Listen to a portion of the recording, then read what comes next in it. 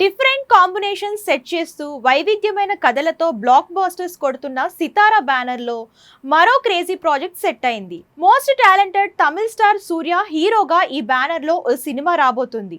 అంతా ఊహించినట్టుగానే ఈ చిత్రాన్ని కూడా వెంకీ అట్లూరి డైరెక్ట్ చేయబోతున్నాడు.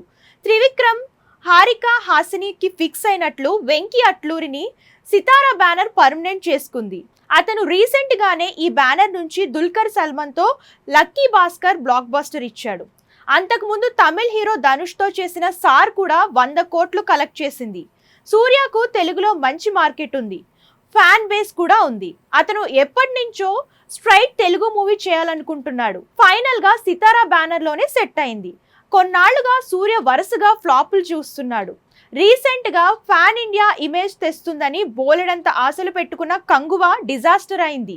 ప్రస్తుతం కార్తీక్ సుబ్బరాజు డైరెక్షన్ లో రెట్రో అనే మూవీ చేస్తున్నాడు. దీని తర్వాత వెట్రిమారన్తో వాడి వాసలే కూడా ఉంది. బట్ ఆ ప్రాజెక్ట్ ఆగిపోయినట్టు టాక్ వినిపిస్తుంది. ఆ డేట్స్ ని సితారా బ్యానర్ కు ఇచ్చాడంటూ అంటున్నారు. ఇక ఈ చిత్రంలో సూర్య సరసన భాగ్యశ్రీ బోరేస్ హీరోయిన్ గా నటించబోతోంది. మే నుండి రెగ్యులర్ షూటింగ్ స్టార్ట్ అవుతుందంట.